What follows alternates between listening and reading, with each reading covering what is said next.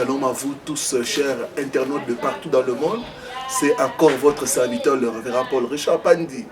Soyez bénis, bienvenue à votre émission d'enseignement, de partage de la parole de Dieu. Ce matin ou ce soir, je vais nous parler sur un thème, provoquer la faveur divine.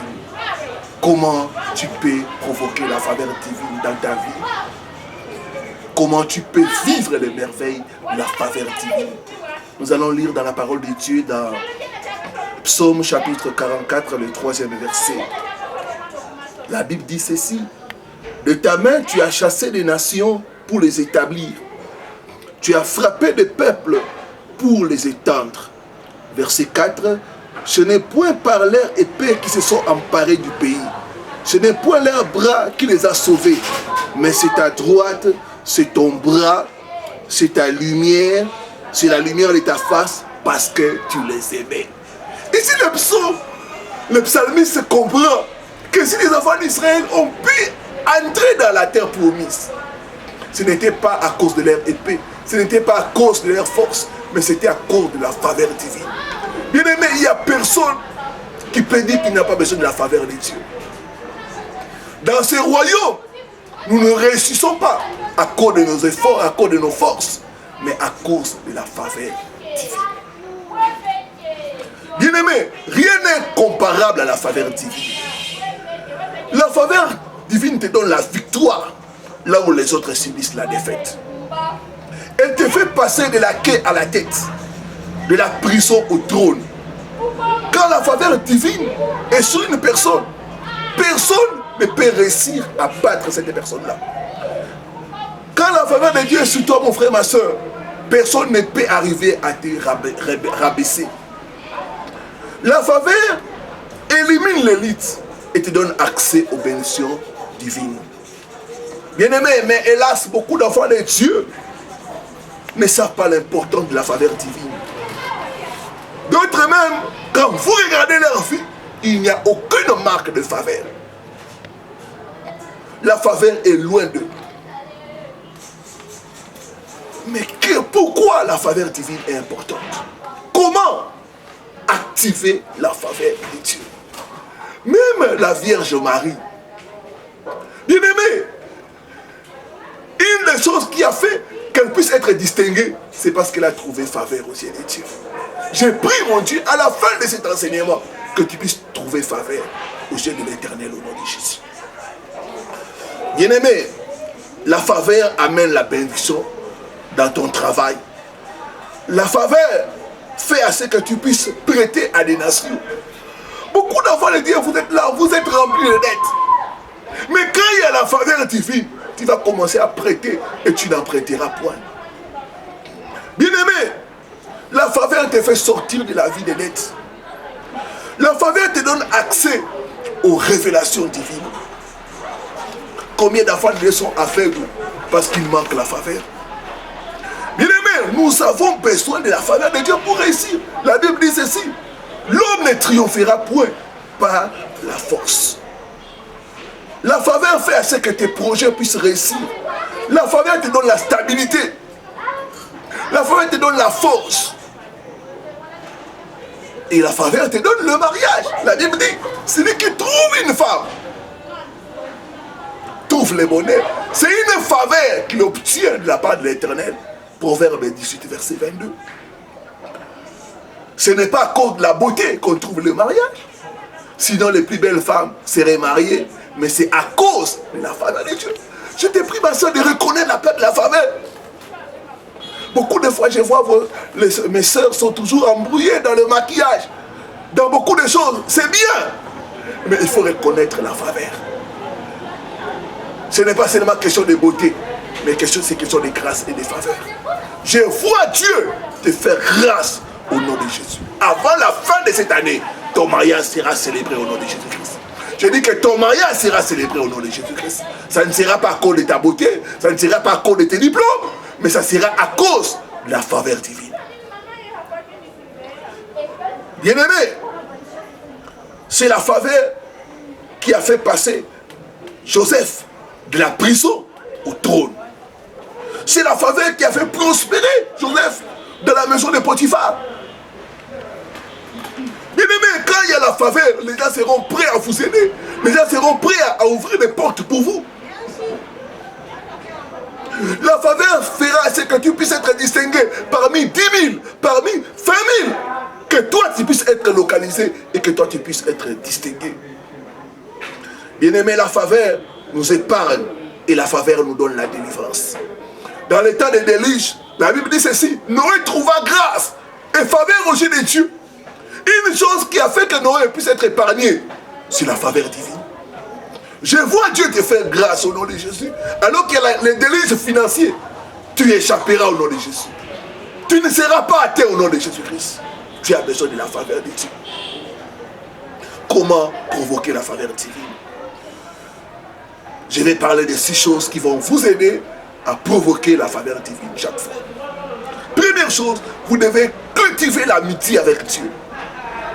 Bien aimé, l'amitié, c'est quelque chose qui nous parle de communion avec Dieu. Bien aimé, c'est une chose d'être né de nouveau. Mais c'est une autre chose d'être l'ami de Dieu. L'amitié suppose la communion, que tu es en communion avec le Saint-Esprit. Et que tu es en train de faire la volonté de Dieu. Regardez, Dieu va apparaître à Abraham. Il va dire, est-ce que je vais cacher à Abraham ce que je vais faire? La Bible dit, les secrets de l'Éternel. L'amitié de l'Éternel est pour ceux qui les craignent. Il leur révèle leurs secrets. Quand tu deviens ami de Dieu, Dieu commence à te révéler les choses à venir. Dieu commence à te révéler les choses profondes, les choses cachées. C'est le résultat de la communion et de l'amitié avec Dieu. Beaucoup d'enfants de Dieu n'ont pas le temps de parler avec Dieu. N'ont pas le temps d'être en communion avec le Saint-Esprit. D'écouter Dieu. De laisser Dieu leur parler. De laisser Dieu leur guider. Tu dois cultiver la communion, l'intimité avec Dieu. Bien-aimé, l'amitié suppose la crainte de l'Éternel. Il y a un prix à payer pour suivre de la faveur de Dieu. Il faut marcher dans la crainte de l'Éternel. Vous devez vivre dans la sanctification. Vous devez vous séparer du péché. Vous devez haïr ce que Dieu est. La Bible dit, sans la sanctification, personne ne verra Dieu. Bien aimé, la faveur, c'est la présence de Dieu. Quand Dieu est avec toi, c'est à ce moment-là qu'il va te favoriser. La Bible dit, Dieu était avec Joseph. Et Dieu l'a fait trouver faveur, même en prison. Je vois Dieu te faire faveur au nom de Jésus. Deuxième chose, si tu veux vivre la faveur de Dieu, tu dois être une bénédiction pour les autres. Quand vous favorisez les autres, Dieu aussi va vous favoriser. Celui qui arrose sera lui-même arrosé. Bénissez les autres. Offrez aux autres des cadeaux, de présents. Donnez des bonnes paroles aux gens. Encouragez les gens. Alors vous jouirez de la faveur divine. La Bible dit que vous faites arriver aux autres. Dieu aussi fera que ces mêmes choses puissent vous arriver. Il y a la loi du retour. Quand vous favorisez les autres, Dieu va commencer aussi à vous favoriser. Soyez une bénédiction pour les autres. Cessez d'être égoïste. Cessez de penser à vous-même. Commencez à penser aux autres. Commencez à favoriser les autres. Regardez la veuve de Sarepta. Elle avait un peu d'huile et de farine. Elle n'a pas gardé ça pour elle-même. Elle a offert ça à l'homme de Dieu. Et elle a joui de la faveur divine. Soyez une bénédiction pour les autres. Pour votre entourage. Encouragez les autres. Souvent les gens me disent, pasteur, moi je ne reçois pas de cadeaux. Quand je leur demande, est-ce que vous faites cadeau aux autres? Est-ce que vous pensez aux autres? Est-ce que vous faites du bien aux autres? Quand vous faites cela, cela fera ce que tôt ou tard, vous aussi vous puissiez jouir de la faveur de Dieu. Troisième chose, soyez un homme, une femme qui fait de sacrifices. Bien aimé, beaucoup ne s'arrêtent qu'aux dîmes et aux offrandes. Il faut aller au niveau des sacrifices. Beaucoup de gens ont fui la main de Dieu quand ils ont mis Dieu à l'épreuve dans leurs sacrifices. Le sacrifice, c'est quelque chose qui nous coûte. C'est quelque chose qui aide à déclencher la faveur de Dieu. David pouvait dire, je ne vais pas offrir à mon Dieu quelque chose qui ne me coûte rien. J'ai vu des gens jouir de la faveur de Dieu alors qu'ils ont fait des sacrifices. Je me rappelle d'un frère à l'église. Il est venu avec le loyer de 6 mois pour l'église. Et le même jour où il est venu avec ce loyer-là, de 6 mois, son véhicule était cogné. Il a regardé, il a dit non, cet argent, je ne vais pas utiliser pour la réparation de mon véhicule, je dois s'aimer pour l'œuvre de Dieu. Bien aimé, Dieu a favorisé ses frères-là. Et aujourd'hui, il a plusieurs parcelles. L'offrande de sacrifice, c'est quelque chose qui déclenche la faveur de Dieu. Je ne sais pas votre problème, je ne sais pas votre situation, mais il y a des fois nous pouvons provoquer la faveur divine avec nos offrandes de sacrifice. Les sacrifices, c'est quelque chose qui nous coûte. Ça peut être pour quelqu'un 50 €, ça peut être un sacrifice. Pour une autre personne, ça peut être 100 €. Pour une autre personne, ça peut être 1000 €. Tout dépend de combien vous avez. Dieu, des fois, dans les sacrifices, ne regarde pas ce que nous donnons, mais ce qui nous reste. Quand vous donnez, il faut arriver à donner jusqu'à ce que ça vous puisse vous faire mal. Je me rappelle à un moment donné, j'étais dans les difficultés. Et tout ce que j'étais resté, c'était un 100 $. J'ai pris ces 100 $, j'ai mis dans l'enveloppe, j'ai dit ça c'est mon sacrifice pour déclencher la faveur de Dieu. Je suis allé voir mon père spirituel. Je lui dis papa, je vous apporte une offrande. Je m'étais agenouillé, il m'a prié pour moi, il était même pressé, il a déclaré les bonnes choses. Je suis parti. Un mois après, j'ai joui de la faveur de Dieu. Il y a eu les portes qui sont ouvertes.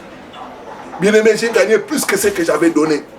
Bien aimé, les sacrifices provoquent la faveur de Dieu. Rappelez-vous de Salomon, quand il a offert 1000 holocaustes à l'Éternel, Dieu s'est révélé à lui la nuit. Il a dit, Salomon, demande-moi tout ce que tu voudras et je vais te le donner.